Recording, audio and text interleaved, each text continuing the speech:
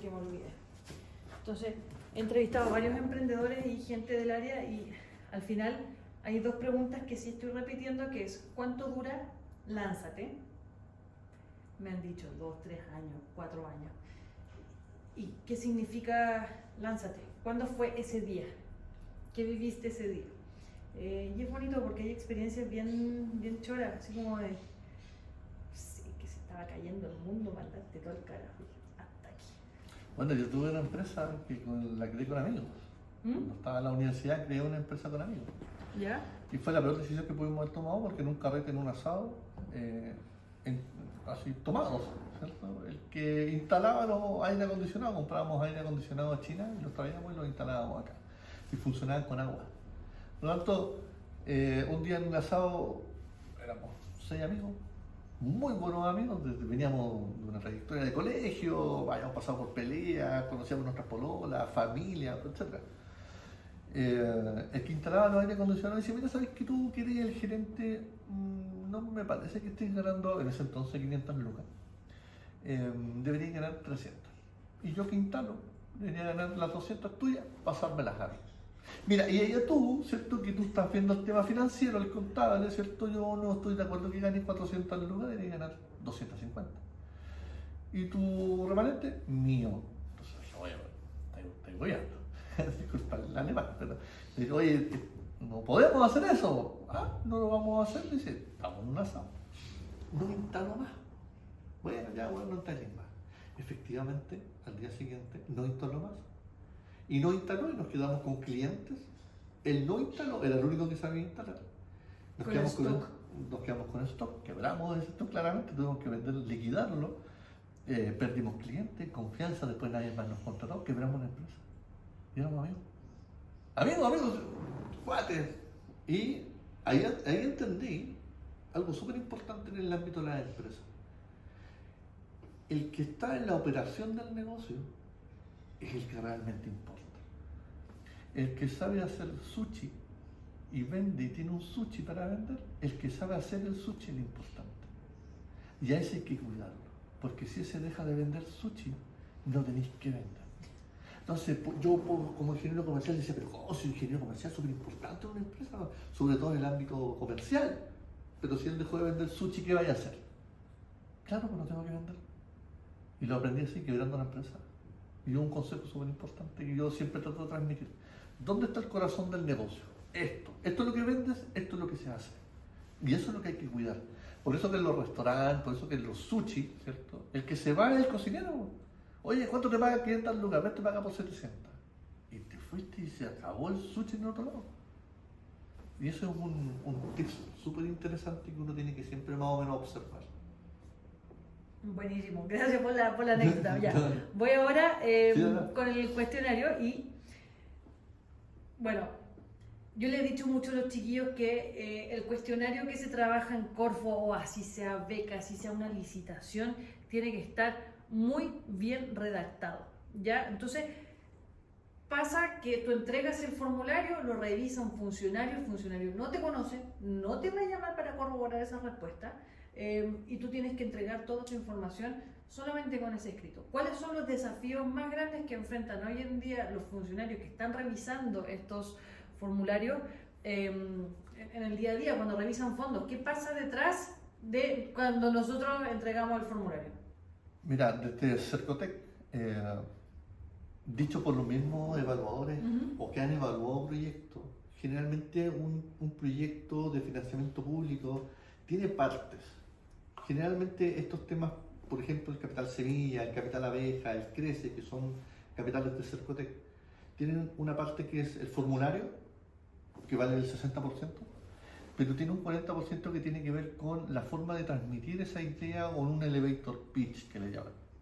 Por lo tanto, yo me atrevería a decir que muchos evaluadores parten viendo el video de esa idea, porque son 90 segundos que te pide, por ejemplo, el semilla o el crece de Cercotec, en donde tú en 90 segundos tienes que ser capaz de explicar una idea de negocio.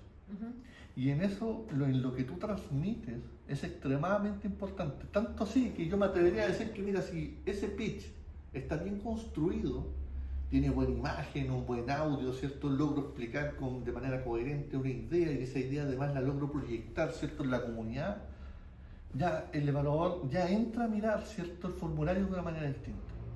Ya entendió. ¿Ya entendió? ¿Qué es lo Por que esos 90 necesita? segundos. ¿Qué es lo que más necesita ese evaluador? Bueno, ese evaluador además necesita que sea coherente lo que tú estás entregando, estás pidiendo. Y siempre ahí hay que pensar que cada fondo tiene una esencia.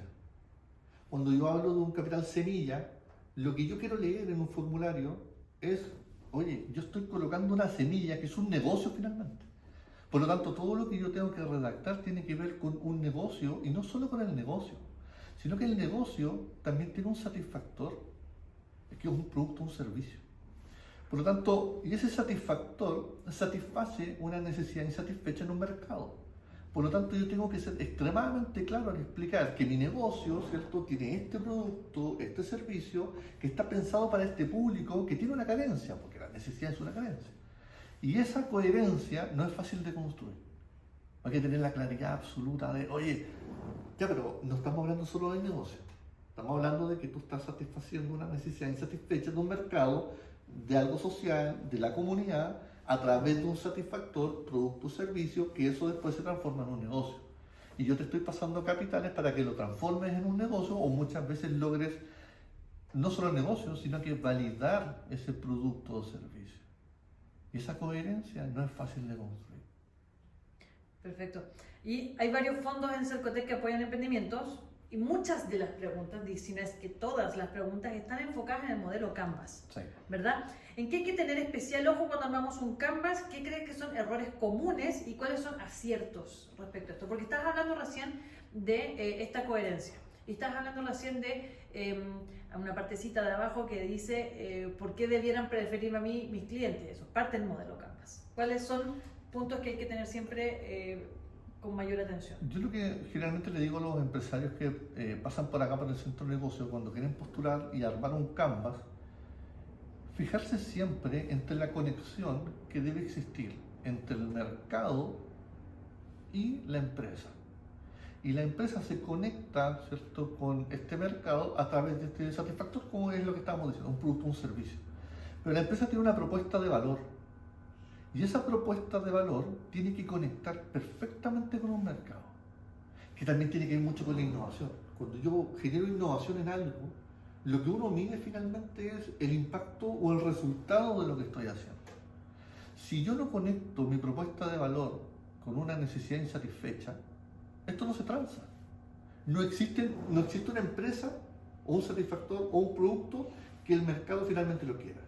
Entonces, ¿para qué construir un Canvas si nunca pensé en esa persona al cual tengo que resolverle una problemática o tengo que satisfacer una necesidad? No tiene sentido crear una empresa si no logro conectarme con el mercado. Y el mercado es un consumidor.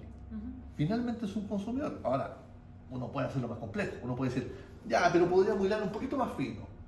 ¿Es un cliente o un usuario o un consumidor? Ah, bueno, pensémoslo. El consumidor es aquel que consume, el usuario aquel que usa, que no necesariamente es el que paga.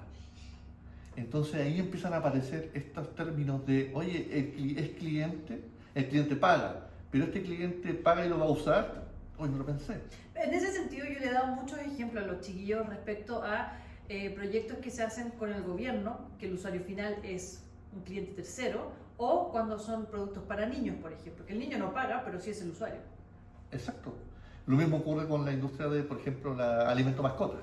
Claro. A no ser que te guste el alimento mascota, pero ya, supongamos que no está pensado para eso. Pero no, mi mascota no va a sacar la tarjeta de crédito, compra, ¿cierto? No, él come. Pero, ¿cierto?, yo pienso en un cliente, porque al final del día, cuando yo constituyo una empresa, la definición es que yo tengo que lucrar con esa empresa. Nos gusta o no nos gusta el término es otra cosa.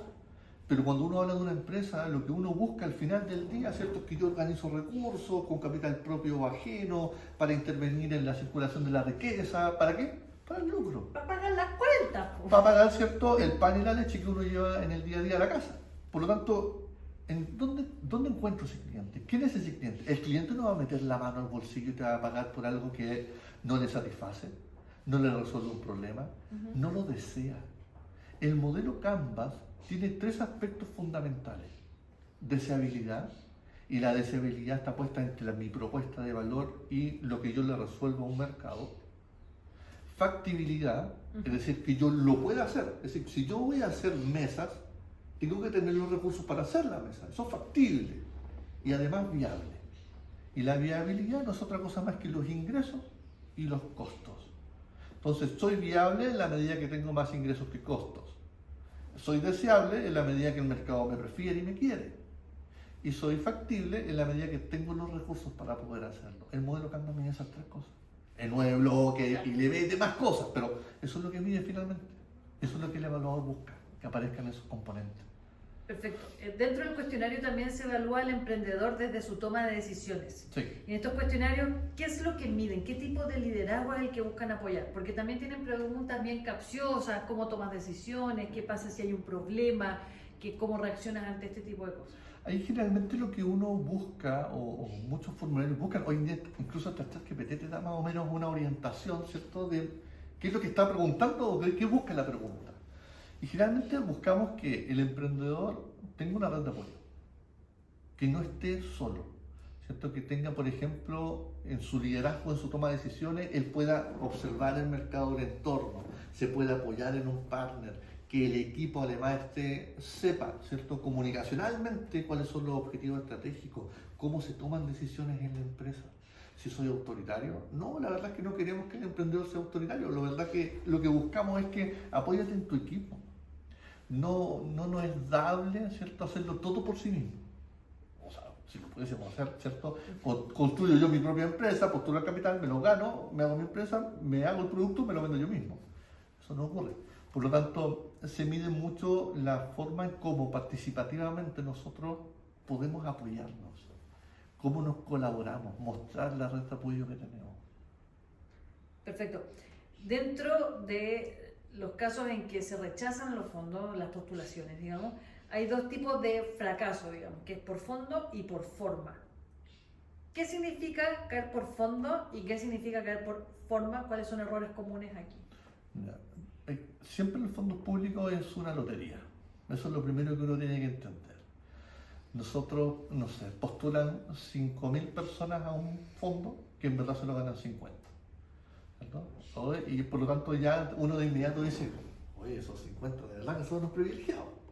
Porque, ¿cuáles son las formas de determinar si es que uno sí y el otro no? Porque en primer lugar, cuando uno redacta este informe, uno hace este elevator pitch, ¿cierto? La forma dice, mira, tú me tienes que entregar un video, un elevator pitch de 90 segundos, no de 91. No de 90, es que son 2 segundos más y no pasa nada. No. O sea, la forma tiene que ver con que tú te ajustes, ¿cierto?, en lo que te estoy pidiendo, y que además no tenga falta de ortografía, sea coherente en una redacción, que se logre explicar en una idea, que si te estoy dando 3.000 caracteres para que escribas, no me escribas en 100 si te di 3.000. Pero necesito hablar del caso alumno Diego. Alumno Diego, por favor, redáctame la respuesta. Tengo las preguntas que están en el formulario, 3.000 caracteres. Alumno Diego, una oración. Pero, profe, si respondí, no. Tení un día si no te reprobo. Es por esto. Entonces, ¿cuál sería un mínimo razonable para estos 3.000 caracteres? Por ejemplo, yo les digo siempre la mitad más 1, por lo bajo. 2.999. Ahí. Aprovechenlo todo. Sí, hay que ocuparlo todo, porque piensa tú que al lado tuyo hay otro que está haciendo lo mismo que tú. Y él ocupó el espacio, la posibilidad, ¿cierto?, todo lo que se le entregó para poder dar una idea o explicar una idea de la manera más detallada posible. Coherente, ¿cierto?, ocupó su espacio, claro, y si viene alguien y en una línea, ¿cierto?, me lo escribe, uno dice, pero te quedaron 2.900 caracteres, pudiste haber dicho algo más. Siempre se puede escribir algo más. Respecto a la redacción en sí misma, yo siempre les recomiendo a los chiquillos que trabajen una redacción que sea desde lo abstracto a lo concreto. Queremos potenciar el emprendimiento apoyando a mujeres, ¿cómo? ¿Qué va a hacer? Descríbamelo. ¿Qué pasa con este tipo de redacciones cuando reciben estos formularios? cuando son ideas muy abstractas o cuando son descripciones muy concretas, ¿qué ven respecto a las respuestas que reciben? Son 5.000 respuestas, ¿qué ven? Es que queda en lo etéreo. Queda en lo etéreo y yo no logro ver cuál es el potencial de crecimiento que va a tener finalmente esa postulación. Es distinto que yo diga, mira, mi proyecto va a satisfacer una demanda de hombres y mujeres de la región metropolitana. ¿Qué es eso? Es distinto que venga, ¿cierto? Diego, ¿cierto? Y Diego me diga, no, mira, ya Luis, yo voy a satisfacer una demanda, ¿cierto? Hombres y mujeres de la Comuna de Santiago, del casco histórico, ¿cierto? Entre 18 y 24 años son 500.000 personas. Ese dato cuantitativo, ¿sí?, me permite a mí establecer un mercado potencial y me permite a mí saber que hay una visión clara, ¿cierto?, hacia dónde apunta ese negocio. Es decir, el que dijo que atendía a la región metropolitana, estamos hablando de 7 millones de personas, 8 millones de personas. ¿Y tienes capacidad para atender a 8 millones? ¿Eso lo viste en tu Canvas cuando viste la factibilidad? ¿Quedó claro? Supuestamente, o probablemente no, no está claro.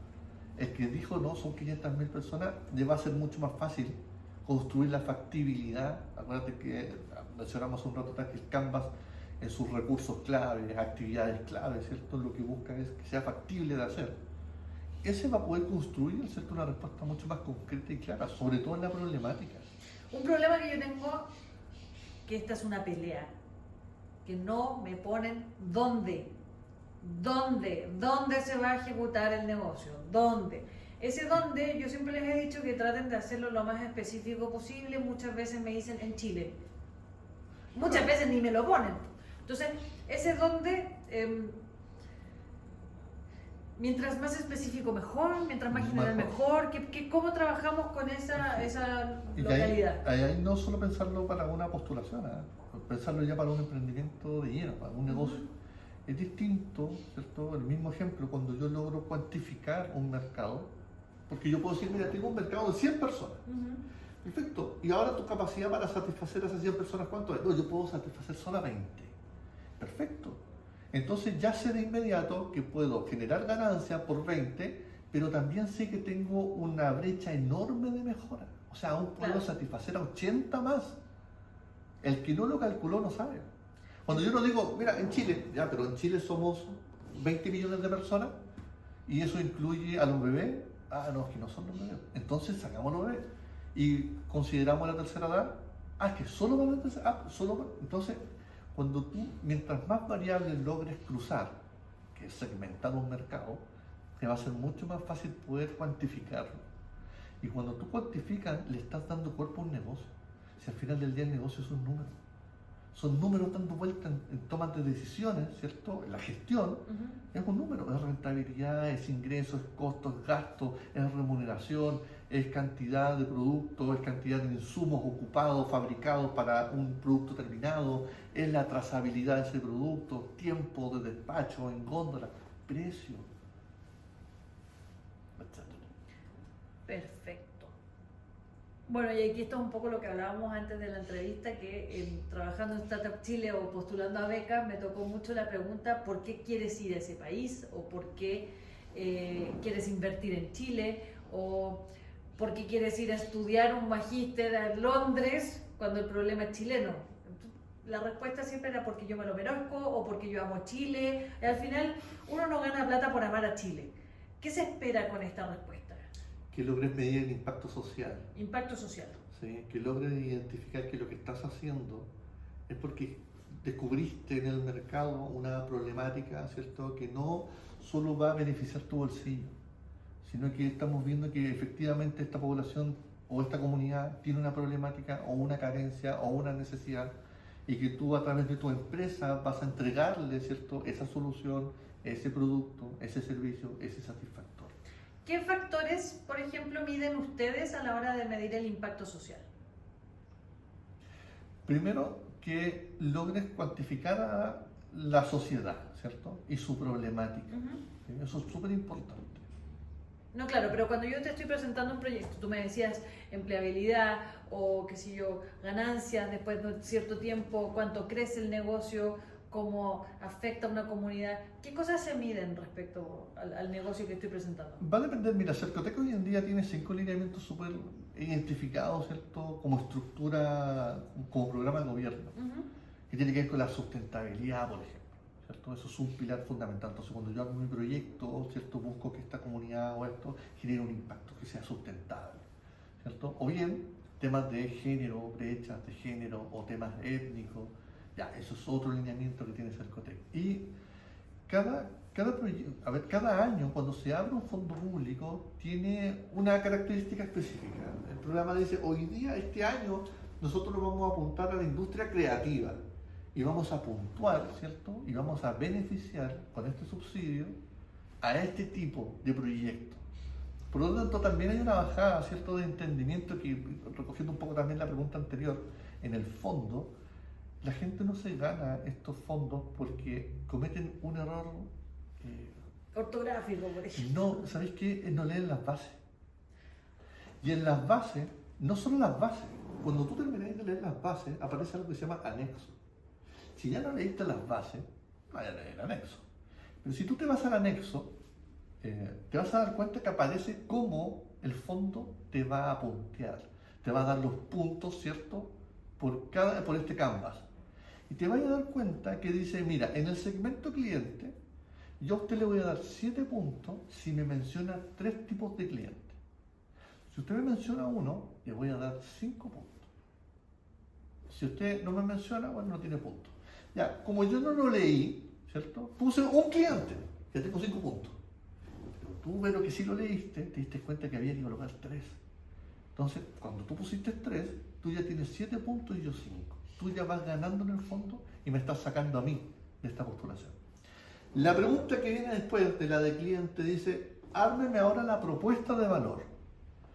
Pero si usted me arma la propuesta de valor para sus 3 segmentos, le doy 7 puntos. Si usted me la arma para un segmento, le doy 3 puntos.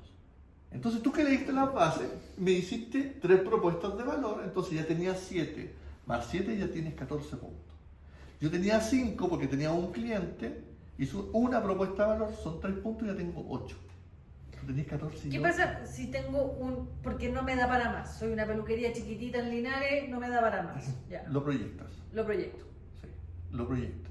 Aquí la esencia es que si dice que son 3 y eso te da mayor puntaje, 3. El que tienes, el que crees tener, el que te gustaría tener, pero colocas 2 más.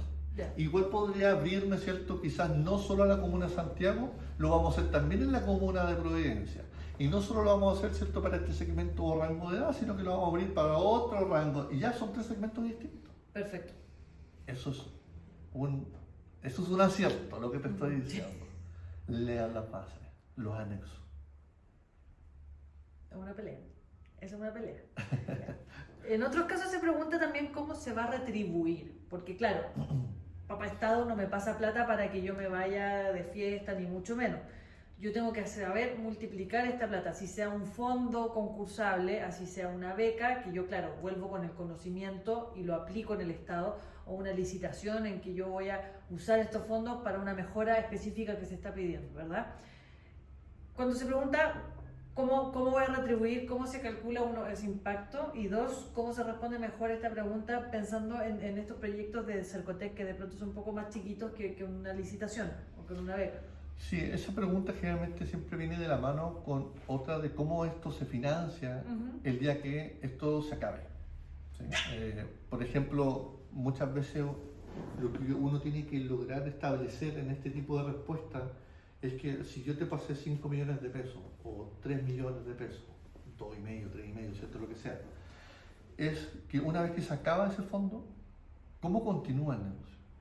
Y uno tiene que garantizar en ese tipo de respuestas o preguntas, ¿cierto?, cómo finalmente esto se proyecta en el tiempo. Porque lo que se busca es todo que sea sostenible. Claro. No puede ser que yo te pase 2 millones, ¿cierto?, ocupe los 2 millones y ahora ¿qué pasa? No, quiebro. No estamos esperando que quiebre. Estamos esperando que tú me digas cómo esto va a ser sustentable en el tiempo. Y cómo lo retribuye, eso de alguna manera se contesta en la medida que tú lograste establecer mucho antes el tema de esa necesidad que tiene la comunidad. siempre que tienes que mostrar que este proyecto no solo beneficia tu bolsillo. Está claro que beneficia tu bolsillo. Está más que claro y demostrado que esa plata es para ti, va directo a ti, ¿cierto? Pero yo quiero saber cómo tú tomas esa plata que te pasé, lo transformas en un negocio, le resuelves una problemática social, lo muestras, crece en publicación, en impacto, la gente lo ve. Por ahí hay que jugar un poco. Ya, también les he dicho a todos los chiquillos que se pueden apoyar en Cercotec para pedir capacitaciones, para rellenar los formularios. Y hay un tema que es bien específico, que es estos profesionales que uno contrata para rellenar los formularios. Yo les he dicho que de ninguna manera hagan semejante. Si ya el Estado está ofreciendo ayuda gratuita, buena y interina, que no contraten a estos profesionales, porque finalmente en este país lamentablemente también pasa que gana el mejor formulario, ¿verdad? ¿Qué opciones hay desde Cercotec para el apoyo a los emprendedores que se recomienda en este sentido? Y uno, desincentivar para siempre que se contrate a un personaje que les haga el formulario. Mira, es curioso porque si es que yo fuese una persona que siempre se adjudica los proyectos, ya les dije que esto es una lotería, ¿cierto? Viviría yo de mi propio proyecto, me lo financiaría yo, no necesitaría de nadie porque soy seco ganándome estos fondos.